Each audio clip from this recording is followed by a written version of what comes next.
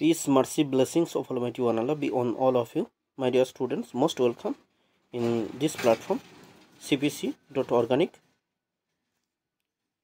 Today, inshallah, I shall discuss another questions which already came in NEET re-examination 2024. Now, let's get started. আমার প্রিয় বাচ্চারা দেখো এখানে কোশ্চেনে কি বলা হয়েছে, identify D in the following sequence of reaction.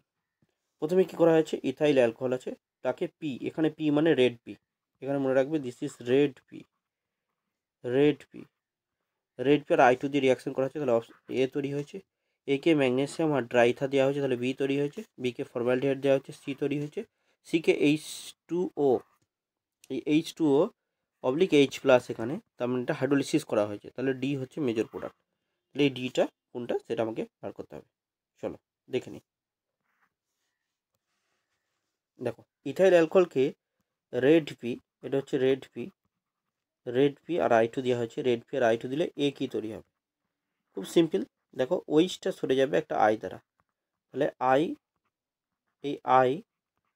এই ওইচ যে পোর্শনটা দেখছো এই পোর্শনটা আই দ্বারা সরে যাবে আর এখানে আই চলে আসবে, তাহলে অপশন এ যেটা, অর্থাৎ এ যেটা বলেছে সেটা হবে ethyl iodide, CH3CH2I, ethyl iodide. আচ্ছা, তাকে ম্যাগনেসিয়াম এবং ড্রাইথা দিল, ম্যাগনেসিয়াম আর ড্রাইথা, অ্যালকিল আয়োডাইডকে ম্যাগনেসিয়াম আর ড্রাইথা দেওয়া মানে বি কি হবে, বি তৈরি হবে তোমার গ্রিনার রিয়েজেন্ট। তাহলে গ্রিনার রিয়েজেন্ট কি হলো, CH3CH2MgI, তাহলে ইথাইল ম্যাগনেসিয়াম আয়োডাইড তৈরি হয়েছে, তার সঙ্গে ফর্মালডিহাইডের রিয়াকশন।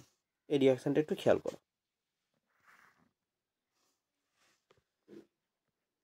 HC=O, H এটা হচ্ছে ফর্মালডিহাইডের স্ট্রাকচার, তার সঙ্গে ইথাইল ম্যাগনেসিয়াম আয়োডাইডের রিয়াকশন হবে CH3MgCH3CH2MgI রিয়াকশন হবে। খেয়াল করো এই যে CH3CH2 অংশ দেখতে পাচ্ছ, এইটা কার্বনটা ডেল্টা নেগেটিভ, আর যেহেতু ম্যাগনেসিয়াম হচ্ছে মেটাল তাই এটা ডেল্টা পজিটিভ। ওকে, আর এই যে কার্বনটা এখানে দেখতে পাচ্ছ অ্যালডিহাইডের, সেই কার্বনটাতে কার্বনের তৈরি আসতে কত গ্রেটার দেন 2.5, সেই জন্য এটা হচ্ছে ডেল্টা পজিটিভ, আর অক্সিজেনের তৈরি আসতে কত 3.5, তো গ্রেটার দেন 3.5 হওয়ার কারণে এটা হচ্ছে ডেল্টা নেগেটিভ।